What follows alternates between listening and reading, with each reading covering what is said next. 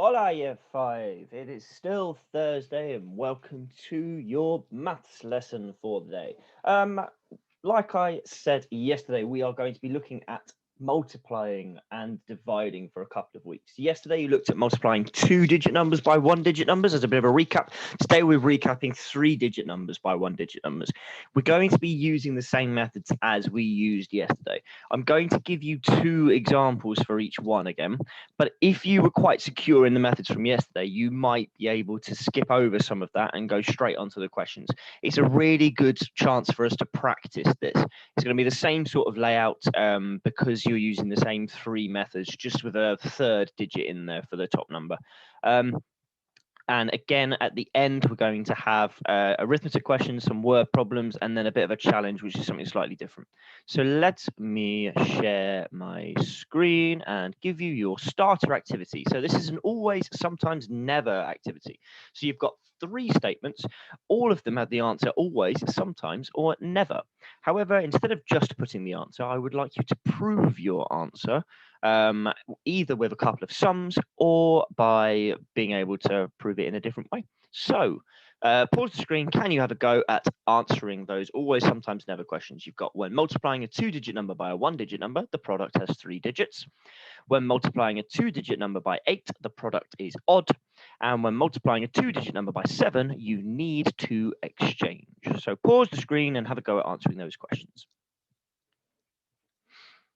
Okay, let's have a look at some answers. Now, obviously, the examples that I've used to prove it might be different to the examples that you've used. If you're not sure about your answers, then please feel free to send them over and I can have a look at your evidence and see. But I'm fairly sure you guys will be all right with this. So when multiplying a two-digit number by a one-digit number, the product has three digits. That is sometimes true.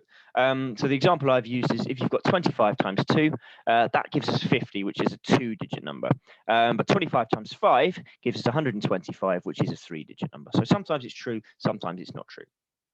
When multiplying a two-digit number by 8, the product is odd. That is never true.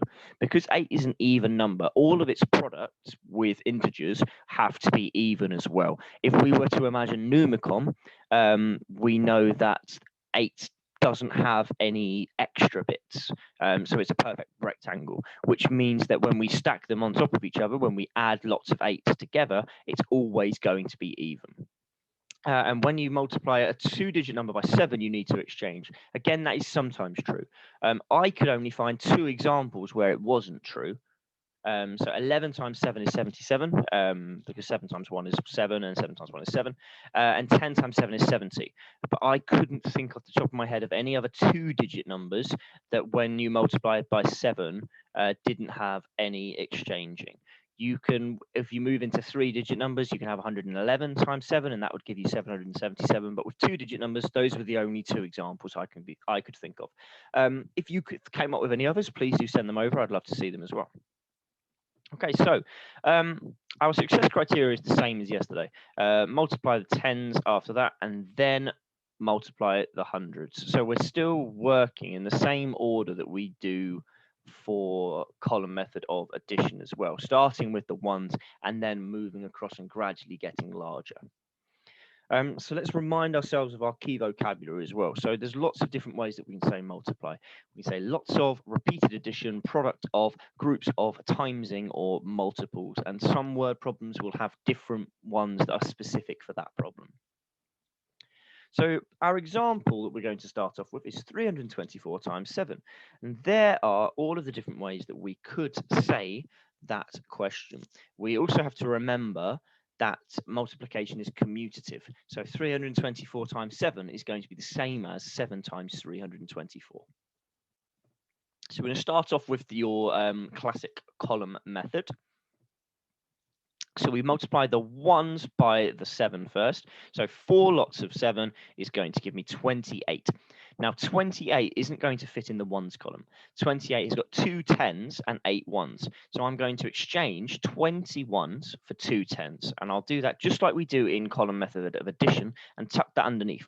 We do need to remember, though, that we add that on at the end. We don't multiply that. So the second multiple of 7, because I'm doing 2 lots of 7 next, is 14. Add the 2 will give me 16. Again, 16 won't fit in that one grid, so I've got to put the 6 in there and the 1 underneath so that we're adding that to the hundreds. 3 lots of 7 is 21, add the 1 gives me 22, so my answer is 2,268. So 324 groups of 7 is 2,268. The product of 324 and 7 is 2,268. I'm trying to use all of that different sort of vocabulary to really reinforce that for you. Okay, so the second method is the partitioning method. Now, yesterday we partitioned into tens and ones. Because this is a 3-digit number, we're going to partition it into hundreds, tens, and ones. So I can partition 324 into 3 hundreds, 2 tens, and 4 ones. So I can lay my question out. I need a bit more space this time because I'm going into hundreds as well. So I'm going to do 4 times 7 first, which is 28. Then I've got 20 times 7. Now, I can use my knowledge of the 2 times table to help me there. If I know that 2 times 7 is 14, then 2 tens times 7 must be 14 tens, which is the same as 140. And I can do the same with the hundreds. If I know that 3 lots of 7 is 21, then 300 lots of 7 must be 2,100. Finally, I add these together. 8 add 0 add 0 is 8. Let me move this down so that I can copy these in. So that is 8. 2 add 4 add 0 is 6. 1 add 1 is 2. And 2 add nothing is 2. So that gives us the same answer as we had from our column method. And finally, let's look at our more visual representation. So we've got 324 times 7, and I've got my place value grids there to help me. So I'm going to make 324, got 300s, 2 tens, and 4 ones. And I need 7 lots of that. So let me put those ones in. So you can see I've got 1, 2, 3, 4, 5, 6, 7 lots of 324. Now, I have quite a lot of dots in the ones column. And I know that my ones column can only be a single digit. So for every 10 ones I've got, I need to exchange them for 1 10 and put that in the tens column.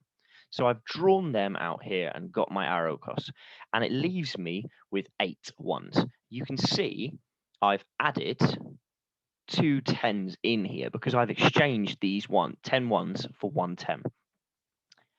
So I've got to add them into my tens now. Again, I've got too many tens there. I can only have 1 digit in each place value column. So I'm going to take 10 tens and exchange that for 100. I've moved that extra 100 across. And again, you can see I've added an extra 100 in that column. And it's left me with 6 tens.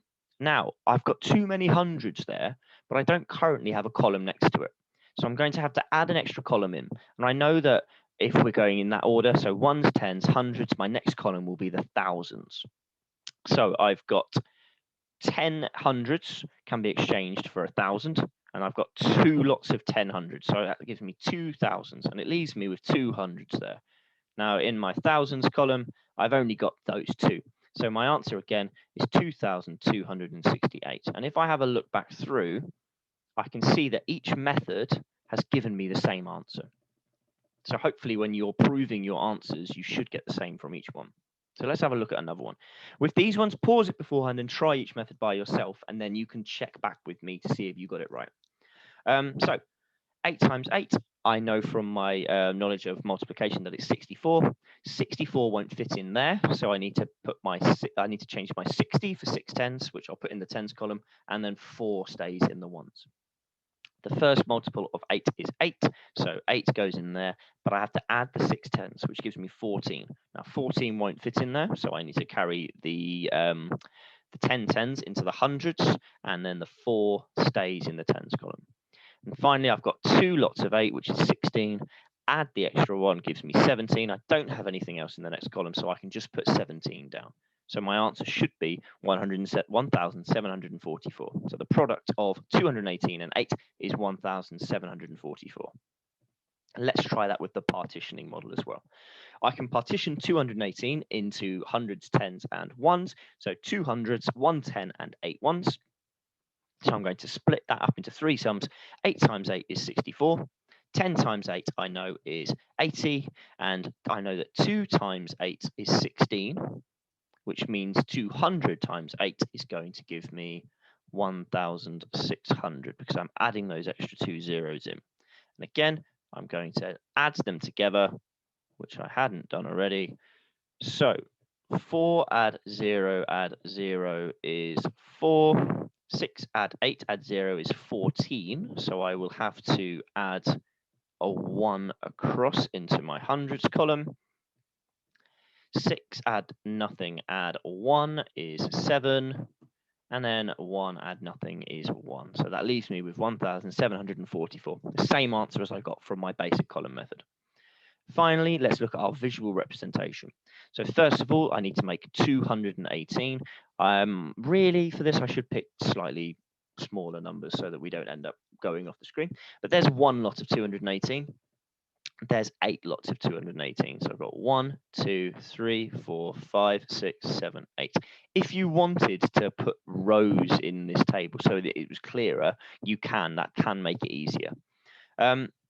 Now we can see I've got way too many ones to fit in my column there. So with 64 ones, I need to take those 60 of them and exchange them for 6 tens, which I've done here. That leaves me with 4 ones in total.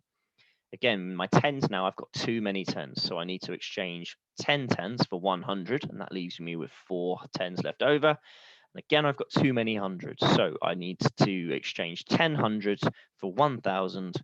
I've got 7 hundreds left, and I'm left with 1,000. So the product of 218 and 8 is 1,744, and that has been proved to you in 3 different ways. Just like yesterday, can you have a go at using at least 2 of these methods to prove your answers to the following questions? So once you go through them, pause on each one, and at the end, you've got the answers to check your work. So here are your arithmetic questions. So pause the video here if you're going to have a go at these ones. Here's your first batch of word problems. So pause the video here if you're going to have a go at those. Here's your second batch of word problems. So pause the video here if you're carrying on with that. And here's your challenge. So can you prove which one of those calculations is closest to 5,000? And here are your answers. So here are your answers for the arithmetic questions. Again, if you've got a radically different answer to that and you can't see where you went wrong, please email me and I can send over a more detailed working out of it. Here are your sums and your answers for the first set of word problems. Here are your sums and your answers for your second set of word problems. And finally, here is your answer for your challenge at the end. You can see that there's a 2-part challenge with that because you needed to work out what the difference was between your answers and 5,000. Okay then, guys. Tomorrow we're moving on to multiplying 4-digit numbers by 1-digit numbers, and then next week we're looking at multiplying by 2-digit numbers as well. So keep remembering those methods, keep practicing those methods, because they will really help you with everything that we're doing. Hope you enjoyed that and look forward to seeing your answers.